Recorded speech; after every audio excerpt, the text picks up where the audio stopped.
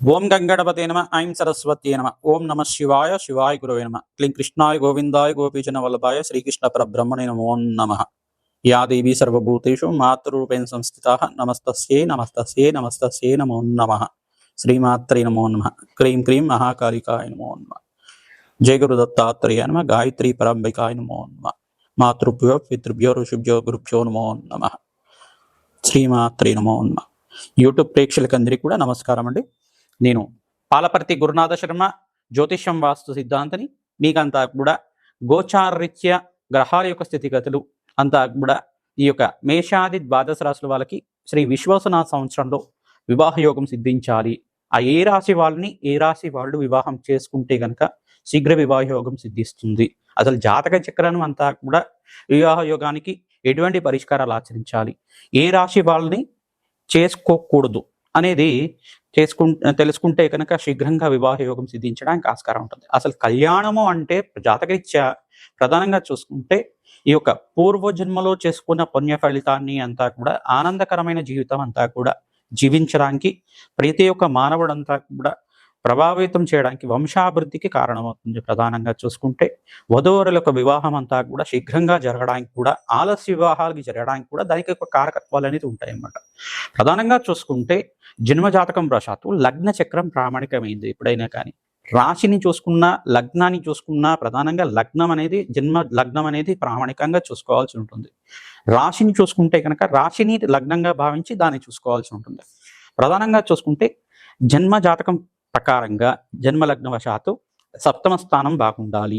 ప్రధానంగా సప్తమాధిపతి యొక్కరంగా ఉండాలి, మరియు ద్వితీయాధిపతి యొక్కరంగా ఉండాలి. అష్టమ స్థానంలో పాపగ్రహాల యొక్క కలయిక ఉండకూడదు, ఈ యొక్క దుష్టగ్రహాలు అనేది ఉండకూడదు. ప్రధానంగా అంటే పాపగ్రహాలు ఉండకూడదు అక్కడంతా కూడా. ప్రధానంగా షష్టాష్టకాలు అనేది వివాహానికి చేయకూడదు అని చెప్పేసి అంటారు. రాశి నుంచి చూసుకుంటే షష్టమ రాశి పనికిరాదు, అష్టమ రాశి పనికిరాదు.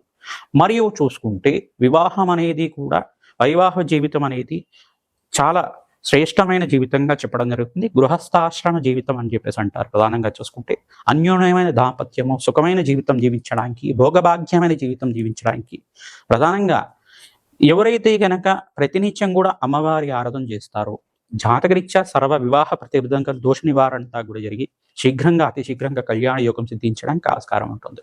ప్రతినిత్యం కూడా ఈ యొక్క వివాహానికి ఎటువంటి జాతకాలు చూడాలి, వివాహానికి రాశి నుంచి ఎటువంటి జాతకాలు చేసుకోకూడదు అంటే ప్రధానంగా చూసుకుంటే జాతకం అనేది ప్రధానికంగా చెప్పడం జరుగుతుంది. అసలు వివాహ పొంతనలే చూసుకుంటున్నాం. ఈ పొంతనలో చూసుకుంటే ఈ యొక్క 36 పాయింట్లకి 18 వస్తే సరిపోతుందా, 24 వస్తే సరిపోతుందా అనేది ప్రామాణికంగా చూసుకుంటారు. ప్రధానంగా ఇదొకటే ప్రామాణికంగా, ఇదొక బేసిక్ మాత్రమే. మీరు పంచాంగంలో చూసుకునేది కానీ మీరు ప్రామాణికంగా గణాలు అంటే ప్రధానంగా చూసుకునేది గణాలు అని చెప్పేసి అనుకుంటారు. ఈ యొక్క మేలాపకం అంతా కూడా చూసుకుంటే ప్రధానంగా ఈ యొక్క 24 గుణాలంతా కూడా కేంద్రంగా యోగకరంగా ఉండాలి. 21 గుణాలకి కనీసం దానికంతా కూడా 80% అంతా కూడా రావాల్సి ఉంటుంది. అట్లా వివాహ యోగం చేసుకుంటే కనుక ఆ యొక్క అన్యోన్యమైన దాంపత్యం స్థిరంగా ఉంటుంది. అష్టైశ్వర్య భోగభాగ్యాలు స్థిరనివాసంగా ఉంటాయి. మహాలక్ష్మి కటాక్షం కలుగుతుంది. అఖండమైన దీర్ఘ సుమంగళ యోగం సిద్ధిస్తుంది. ఇప్పుడు అంతా కూడా చూసుకుంటే ప్రస్తుత కాలంలో అంతా కూడా జాతక ప్రభావం అనేది చూసుకోకుండా వివాహం చేసుకోవడం వల్ల ఎక్కువగా విడాకులు తీసుకోవడం, డైవర్స్ కేసెస్ ఎక్కువగా అవుతుండడం, ఆలస్య వివాహాలు అవుతుండడం, ఈ యొక్క ద్వితీయార్థంలో అంటే జీవితంలో ద్వితీయార్థంలో అంతా కూడా వివాహ యోగం ఉండడం, ప్రధానంగా 30 దాటిన తర్వాత కానీ 35 దాటిన తర్వాత కానీ 40 దాటిన తర్వాత కూడా వివాహాలు అవుతూ ఉంటాయి కొంతమందికి. ఎందుకు అట్లా జరుగుతున్నాయి అంటే జన్మజాతకంలో కనుక ఈ యొక్క నవమ స్థానంలో పాపగ్రహాలు ఉంటే కనుక ప్రధానంగా చూసుకుంటే కొన్ని నవమ స్థానము, చతుర్థ స్థానము, పంచమ స్థానం అని చెప్పేసి అంటారు. ఈ యొక్క స్థానాలు ప్రధానంగా కూడా పాపగ్రహాలు ఉంటాయి కనుక ఆలస్య వివాహాలు అవడానికి ఆస్కారం ఉంటుంది. ప్రధానంగా చూసుకుంటే పితృశాపం, పితృదోషం కారణమవుతుంది. మరియు ఇక్కడ ప్రధానంగా చూసుకుంటే కొన్ని దోషాలు అనేది ఉంటాయి అన్నమాట. కలత్ర దోషం అని చెప్పేసి, తర్వాత మాంగళ్య దోషం అని చెప్పేసి అంటే ఇక్కడ చూసుకుంటే అష్టమ స్థానాన్ని మాంగళ్య దోషం అంటారు. ప్రధానంగా చూసుకుంటే ప్రధానంగా జన్మజాతకంలో చూసుకుంటే పురుషుడికి అంతా కూడా బృహస్పతి యోగకరంగా ఉండాలి, గురుబలం బాగా ఉండాలి, మరియు శుక్రుడు కలత్ర కారకుడు అవుతాడు. ఈ యొక్క పురుష జాతకంలో చూసుకుంటే శుక్రుడు యొక్కరంగా ఉంటే కలత్రకారకుడు అవుతుంది. శీఘ్రంగా కళ్యాణ యోగం సిద్ధించడానికి ఆస్కారం ఉంటుంది. సప్తమాధిపతి, అష్టమాధిపతి, ద్వితీయాధిపతి, ఈ యొక్క పంచమాధిపతి యొక్కరంగా ఉండాలి. ఈ యొక్క దశ అంతర్దశలోనే వివాహం అవుతుంది. సప్తమాధిపతి ఒక దశలో వివాహ యోగం అవ్వచ్చు. కొంతమందికి పంచమాధిపతి యొక్క దశలో అంతా కూడా వివాహ యోగం అవ్వచ్చు. కొంతమందికి అంతా కూడా చూసుకుంటే లగ్నాధిపతి యొక్క దశలో అంతా కూడా, లగ్నాధిపతి అంతర్దశలో అంతా కూడా వివాహ యోగం అవడానికి ఆస్కారం ఉంటుంది. ప్రధానంగా వివాహ యోగం అనేది, వివాహ జీవితం అనేది అంతా కూడా శ్రేష్టమైన జీవితంగా చెప్పడం జరుగుతుంది. వంశాభివృద్ధికి కారణం అవుతుంది. జీవితం అంతా కూడా సాఫల్యం చేసుకోవడానికి ఆస్కారం ఉంటుంది. ప్రధానంగా చూసుకుంటే యజ్ఞ హోమాది కార్యక్రమాలు చేసుకోవాలంటే కనుక వివాహ యోగం చేసుకున్న వాళ్ళు మాత్రమే, దంపతులు మాత్రమే దీనికి అర్హులుగా ఉంటారన్నమాట. ప్రధానంగా చూసుకుంటే వంశాభివృద్ధికి కారణమైన ఈ యొక్క వివాహ యోగానికి ఏ రాశి వాళ్ళు ఏ రాశి వాళ్ళని చేసుకోకూడదు అనేది మాత్రమే ఇప్పుడు చెప్పడం జరుగుతుంది, విశ్లేషణ చేయడం జరుగుతుంది. మేషాది ద్వాదశ రాశుల వాళ్ళు ప్రధానంగా ఈ యొక్క మేషరాశి వాళ్ళని చూసుకుంటే ఈ రాశి వాళ్ళని చేసుకోకూడదు అని తెలిసిందనుకోండి. ప్రధానంగా మీకు అంతా కూడా ఎటువంటి జాతకాలు చూసుకోవాలి, దీని ప్రామాణికం అంతా కూడా ఏ రకంగా చూసుకోవాలి అనేది విశ్లేషణ చేసుకుంటే కనుక, జన్మ జాతకాన్ని పొంతలను చూసుకుంటే, కంపారిబిలిటీ చూసుకుంటే కనుక అందరికీ కూడా తెలుస్తుంది. ప్రధానంగా చూసుకుంటే మీ యొక్క జన్మ జాతకాన్ని అంతా కూడా ఈ యొక్క జత చేసి అంతా కూడా చూసుకోవాల్సి ఉంటుంది. వధువరుల జాతకం అంతా కూడా చూసుకొని విశ్లేషణ చేసుకొని ఇద్దరు జాతకాలంతా కూడా చూసిన తర్వాత మాత్రమే వివాహానికి యోగకరంగా ఉంటుంది. ఈ యొక్క ప్రధానంగా మీరంతా కూడా చూసుకొని జాతకాన్ని చూపించుకున్న తర్వాత వివాహానికి అంతా కూడా మీరు చేసుకుంటే గనక ఆ యొక్క దాంపత్యం అంతా కూడా సుఖవంతంగా అష్టైశ్వర్య యోగంతో శీఘ్రంగా సంతాన యోగం సిద్ధించడానికి, అన్యూనమైన దాంపత్యం జీవించడానికి, స్థిరకాలం అంతా కూడా ఆ దాంపత్యం స్థిరంగా ఉండడానికి ఆస్కారం ఉంటుంది. ప్రతినిత్యం కూడా మంగళగౌరి దేవి ఆరాధన చేసుకోవడం, సువాసిని అక్షయ విధానం చేసుకోవడం, శివపార్వతుల కళ్యాణం ఆచరించడం, సుబ్రహ్మణ్య స్వామి కళ్యాణం ఆచరించడం వల్ల అతి శీఘ్రంగా కళ్యాణ యోగం సిద్ధించడానికి ఆస్కారం ఉంటుంది. మీ జాతకంలో వివాహ యోగం ఎప్పుడవుతుంది, ఏ రకంగా శాంతి పూజలు ఆచరిస్తే కనుక వివాహ యోగం సిద్ధిస్తుంది అనేది మమ్మల్ని సంప్రదిస్తే కనుక మీకు అంతా కూడా విశ్లేషణ చేసి దానికంతా కూడా పరిష్కారం చెప్పడం జరుగుతుంది. శీఘ్రంగా వివాహ యోగం సిద్ధించాలి అని చెప్పేసి అంటే కనుక ప్రతినిత్యం కూడా అమ్మవారికి పసుపు కొమ్ములతో మీరంతా కూడా మాలని వేసుకోవడం అష్టైశ్వర్య యోగం సిద్ధించడానికి ఆస్కారం ఉంటుంది. పసుకొమ్మల మాలంతా కూడా అమ్మవారి మెడలో హారంగా చేసి మీరంతా కూడా ఈ యొక్క అలంకరణ చేస్తూ ఉంటే కనుక ప్రతినిత్యం మంగళవారం, గురువారం, శుక్రవారం రోజున ఈ యొక్క పసుకొమ్మల మాలనంతా కూడా హారంలాగా చేసి వేస్తూ ఉంటే కనుక అతి శీఘ్రంగా కళ్యాణ యోగం సిద్ధించడానికి ఆస్కారం ఉంటుంది.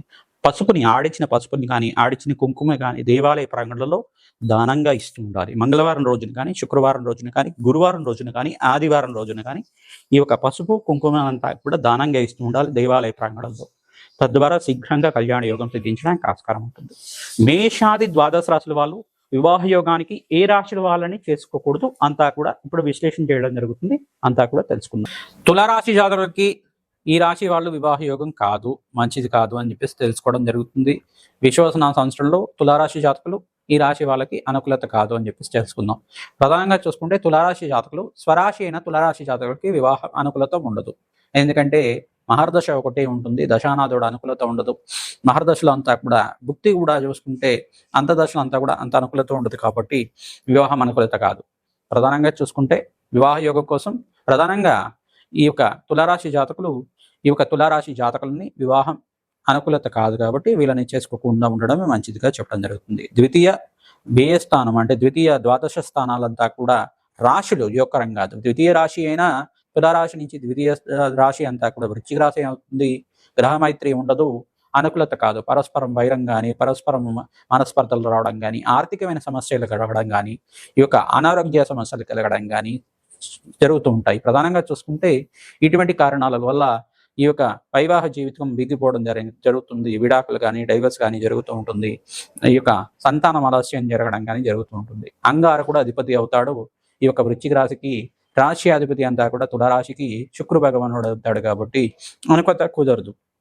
మరియు వ్యయ స్థానం అంతా కూడా చూసుకుంటే కన్యారాశి అవుతుంది. కన్యారాశి జాతకులు తులారాశి జాతకులకి అనుకూలత కాదు. ఎందుకంటే వ్యయ స్థానం అంతా కూడా చూసుకుంటే ఆర్థికంగా ఉండే ఖర్చులు స్థానం అవుతుంది. ప్రధానంగా చూసుకుంటే వీళ్ళకంతా కూడా మనస్పర్ధలు రావడం కానీ, చికాకులు జరగడం కానీ, మాట పట్టింపు ఎక్కువ ఉంటుంది. కన్యారాశి జాతకులకి విపరీతంగా మాట పట్టింపు ఎక్కువ ఉంటుంది. వీళ్ళ తత్వం అంతా కూడా చూసుకుంటే కొంతగా ఈ యొక్క మొండి వైఖరి ఉంటుంది, బాగా తెలివితేటలు ఉంటాయి, ఆర్థికంగా ఉన్నత స్థితికి వెళ్ళడానికి ప్రయత్నం చేసుకుంటారు. ఈ యొక్క తులారాశి జాతకులు కూడా అదే రకంగా ఉంటారు, ఒకటే వైఖరి ఉంటుంది. అందుకని చెప్పేసి వివాహం అనుకూలత కాదు. ఈ యొక్క ఈ, కన్యారాశి జాతకులు తులారాశి జాతకులకి అనుకూలత కాదు కాబట్టి కన్యారాశి జాతకులకంతా కూడా అనుకూలత ఉండదు. మరియు ఇక్కడ చూసుకుంటే తులారాశి జాతకులకి సప్తమ స్థానం అంతా కూడా చూసుకుంటే మేషరాశి అవుతుంది. మేషరాశి జాతకులు కూడా అంత అనుకూలత కాదు అని చెప్పడం జరుగుతుంది. ఎందుకు సప్తమ స్థానం అంతా కూడా సమసప్తకాల అని చెప్పేసి అంటారు కాబట్టి ఈ యొక్క అంగారకుడు ఆధిపత్యం ఉంటుంది, గ్రహమైత్రి కుదరకపోవచ్చు. అందుకని చెప్పేసి అని అనుకూలత కాదు. ప్రధానంగా చూసుకుంటే షష్టాష్టకాలు కూడా అనుకూలత కాదు అని చెప్పేసి అంటారు. వ్యయ స్థానం ప్రధానంగా చూసుకుంటే వ్యయ స్థానం కూడా అనుకూలత కాదు. ప్రధానంగా చూసుకుంటే మీనరాశి జాతకులకంతా కూడా ఈ యొక్క తులారాశి జాతకులు అనుకూలత కాదు. ఎందుకంటే షష్టమ స్థానం అవుతుంది, అనుకూలత కాదు అని చెప్పడం జరుగుతుంది. గ్రహమైత్రి కుదరదు, అనుకూలత కాదు. అందుకని చెప్పేసి అని వీళ్ళకి జంతు పొంతనలు కానీ, గ్రహమైత్రి కానీ, నక్షత్ర భేదాలతో కానీ కొంతమంది వివాహం చేస్తూ ఉంటారు. అంటే జాతకం లోతైన విశ్లేషణ చేసుకున్న తర్వాత మాత్రమే వివాహానికి అనుకూలత చూసుకోవాలి. ఎందుకంటే ప్రస్తుత కాలంలో ఎక్కువ వరకు మనస్పర్ధలు జరుగుతూ ఉండడం, ఆ వైవాహిక జీవితం అంతా కూడా స్వల్పకాలం వరకే వీళ్ళకంతా కూడా ఉండడం, మరియు కొంతకాలం తర్వాత అది వీగిపోవడం, మరియు డైవర్స్ కానీ విడాకులు కానీ జరుగుతూ ఉండడం. ఇంత విశ్లేషణ చేసుకున్న తర్వాత మాత్రమే వివాహానికి అంతా కూడా లోతైన విశ్లేషణ చేసుకోవాలి. తద్వారా మీ జీవితం అంతా కూడా సాఫీగా ఆనందంగా ఉండడానికి ఆస్కారం ఉంటుంది. అన్యోన్యమైన దాపత్యము, సుఖమైన జీవితము, సత్సంతానం కలగడానికి, సంసారం అంతా కూడా శాంతంగా ఉండడానికి ఆస్కారం ఉంటుంది. ఇటువంటి మంచి జీవితాలంతా కూడా ఆరోగ్యంగా ఆనందంగా ఉండడానికి ఇంత విశ్లేషణ చేస్తున్నాం. తులారాశి జాతకులు అష్టమ స్థానం అనుకూలత కాదు. అష్టమ స్థానం అంటే చెప్పేసి అంటే తులారాశి జాతకులకి ఈ యొక్క వృషభ రాశి జాతకులు కూడా అనుకూలత కాదు అని చెప్పడం జరుగుతుంది. ఎందుకు అనుకూలత కాదు అని చెప్పేసి అంటే షష్టాష్టకాలు పరస్పరం బైర రాశిలో వస్తాయి. ప్రధానంగా పరస్పరం ఆకస్మిక ధన నష్టం జరగడం కానీ, ఆకస్మికంగా ధనాన్ని కోల్పోవడం కానీ, వ్యాపారంలో నష్టాలు జరుగుతూ ఉండడం కానీ, వ్యాపారంలో లాభాలు వచ్చినప్పటికి కూడా మధ్య వయసులో అంతా కూడా నష్టాలు అనేది ఎదురు చూడడం కానీ జరుగుతూ ఉంటుంది. స్థిర ఐశ్వర్యం లేకపోవడం, ఆర్థిక తగాదాలు ఉండడం, స్థిర ఆస్తి అనేది లేకపోవడం, ఆర్థికంగా ఉన్న స్థితి లేకపోవడం, ఆర్థికంగా కొంచెం మనస్పర్ధలు అనేది ఉండడం, ఆర్థికంగా వైరం అనేది ఉండడం, ఇటువంటి జరుగుతూ ఉంటాయి. అందుకని చెప్పేసి ఈ యొక్క అష్టమ స్థానం కూడా వృషభ రాశి జాతకులు కూడా తులారాశి జాతకులకి అనుకూలత కాదు. మరియు ఇక్కడ చూసుకుంటే షష్టాష్టకాలు యొక్కరం కాదు, సప్తమ స్థానం యొక్కరం కాదు, ఈ యొక్క ద్వితీయ ద్వాదశ రాశులు కూడా యొక్కరం కాదు. ద్వాదశ రాశి అని చెప్పేసి అంటే కన్యా రాశి అవుతుంది కాబట్టి కన్యా రాశి కూడా యొక్కరం కాదు. తులారాశి జాతకులకి ద్వాదశ రాశి కన్యా రాశి అవుతుంది కాబట్టి యొక్కరం కాదు. సప్తమ స్థానం కూడా మేషరాశి అవుతుంది కాబట్టి యొక్కరం కాదు. ద్వితీయ స్థానం అంతా కూడా ఈ యొక్క వృశ్చిక రాశి అవుతుంది కాబట్టి యొక్కరం కాదు. ఇటువంటి లోతైన విశ్లేషణ చేసుకోవాలి. జన్మజాతకంలో శీఘ్రంగా కళ్యాణ యోగం సిద్ధించాలి అని చెప్పేసి అంటే కనుక బగ్లామకి శాంతి హోమాది కార్యక్రమాలు, పృచ్ఛంగర దేవి శాంతి హోమాది కార్యక్రమాలు, ప్రధానంగా చూసుకుంటే భైరవి మూలమంత్రంతో యజ్ఞాతిగతులు ఆచరించుకోవడం వల్ల అతి శీఘ్రంగా కళ్యాణ యోగం సిద్ధించడానికి ఆస్కారం ఉంటుంది. కాలభైరవ శాంతి హోమాది కార్యక్రమాలు చేసుకోవాలి. కూష్మాండ దానం చేయాలి. గోమాత సేవ చేయాలి. లక్ష్మీనారాయణ కళ్యాణాన్ని ఆచరించాలి. ప్రధానంగా చూసుకుంటే సీతారాముల కళ్యాణం కానీ, వెంకటేశ్వర స్వామి వారి కళ్యాణం కానీ, శివపార్వతుల కళ్యాణం కానీ, లక్ష్మీ నారసింహస్వామి కళ్యాణం కానీ ఆచరిస్తూ ఉండడం, జన్మజాతకంలో ఉండే గ్రహదోషాలకి పరిష్కారం ఆచరించడం, నవగ్రహ శాంతి హోమాది కార్యక్రమాలు ఆచరించడం అతి శీఘ్రంగా కళ్యాణ యోగం ఇచ్చడానికి ఆస్కారం ఉంటుంది. శ్రీమాత్రే